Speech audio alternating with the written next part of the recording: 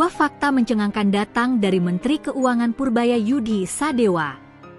Ia mengungkapkan adanya dana pemerintah yang sangat besar, mencapai 400 triliun rupiah, yang selama ini menganggur di Bank Indonesia dan tidak termasuk dalam sistem APBN. Yang lebih mengkhawatirkan, dana ini justru membuat negara harus membayar bunga sekitar 6% per tahun atau sekitar 24 triliun rupiah. Uang negara sebesar itu diam tak bergerak, namun tetap menimbulkan beban yang signifikan bagi keuangan negara. Kini, Menkeu Purbaya bertekad untuk mencari jalan agar dana tersebut bisa dimanfaatkan dengan optimal. Ia telah memerintahkan jajarannya untuk menelusuri dasar hukum dan mekanisme yang memungkinkan dana itu dipindahkan ke dalam APBN. Jika berhasil, langkah ini bisa menekan defisit anggaran sekaligus memperkuat stimulus ekonomi nasional. Dana nganggur 400 triliun rupiah dan kerugian negara. Menkeu Purbaya menjelaskan bahwa dana tersebut sudah bertahun-tahun tersimpan di Bank Indonesia. Nilainya bahkan pernah mencapai 500 triliun rupiah pada tahun-tahun sebelumnya. Dana itu sebenarnya milik pemerintah, namun tidak dapat secara otomatis dimasukkan ke penerimaan negara karena terbentur aturan hukum yang membatasi penggunaannya. Masalah terbesar dari kondisi ini adalah beban bunga yang harus dibayar pemerintah kepada BI, mencapai sekitar 24 triliun rupiah per tahun. Menurut Purbaya, ini adalah bentuk inefisiensi serius dalam pengelolaan keuangan negara. Negara tidak hanya kehilangan potensi manfaat ekonomi, tetapi juga menanggung biaya besar tanpa hasil konkret. Ia menegaskan, persoalan keuangan negara tidak semata-mata tentang mencari sumber pendapatan baru, tetapi juga tentang bagaimana mengelola kas yang sudah ada agar bekerja secara maksimal dan efisien. Rencana pemindahan ke APBN dan tujuan strategis. Untuk memperbaiki inefisiensi tersebut, Purbaya menugaskan Ditjen Anggaran untuk mempelajari seluruh aspek hukum dan regulasi yang memungkinkan dana tersebut dimasukkan ke sistem APBN. Langkah ini memiliki dua tujuan utama. Pertama, agar defisit APBN bisa ditekan tanpa harus menambah utang baru.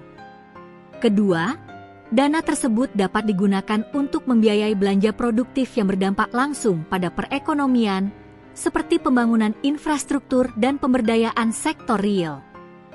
Purbaya menekankan pentingnya pengelolaan arus kas negara agar penyerapan anggaran tidak menumpuk di akhir tahun. Menurutnya, jika belanja negara hanya dilakukan di kuartal terakhir, selain tidak efektif, hal itu juga berpotensi menimbulkan penyelewengan dan pemborosan anggaran. Menggerakkan ekonomi dan mengurangi penyelewengan. Selain rencana memindahkan 400 triliun rupiah ke dalam APBN, Menkeu juga mulai menggerakkan dana pemerintah yang selama ini dikenal sebagai saldo anggaran lebih, SAL. Sebesar 200 triliun rupiah dari dana tersebut kini dialihkan ke 5 bank BUMN. Langkah ini bertujuan untuk mendorong pertumbuhan ekonomi melalui peningkatan penyaluran kredit oleh perbankan nasional.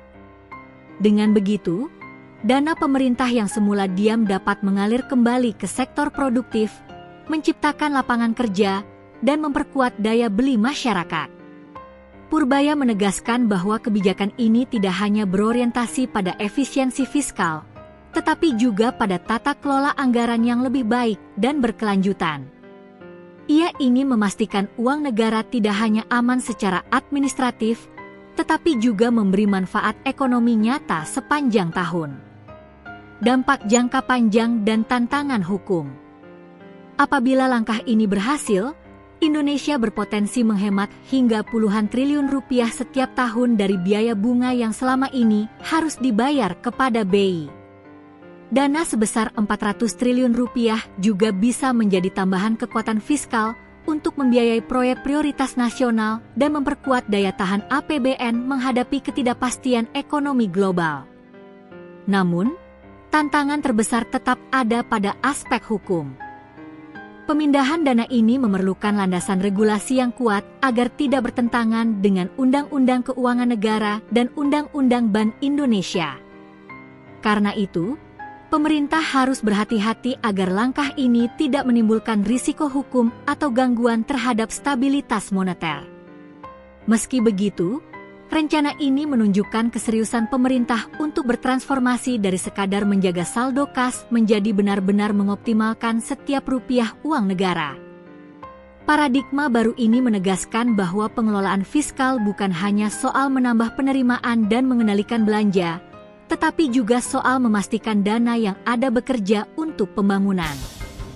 Langkah Menteri Keuangan Purbaya Yudi Sadewa untuk membongkar dana nganggur 400 triliun rupiah di BI merupakan upaya strategis yang dapat membuka ruang fiskal baru bagi pemerintah. Jika berhasil, langkah ini bisa menekan defisit APBN, meningkatkan efisiensi anggaran, dan menggerakkan ekonomi nasional secara lebih merata. Namun keberhasilannya sangat bergantung pada keberanian melakukan reformasi regulasi dan kemampuan pemerintah menjaga keseimbangan antara efisiensi fiskal dan stabilitas moneter. Purbaya menunjukkan arah baru dalam manajemen keuangan negara. Setiap rupiah uang rakyat tidak boleh diam, tetapi harus bekerja untuk kepentingan publik dan kemajuan ekonomi Indonesia.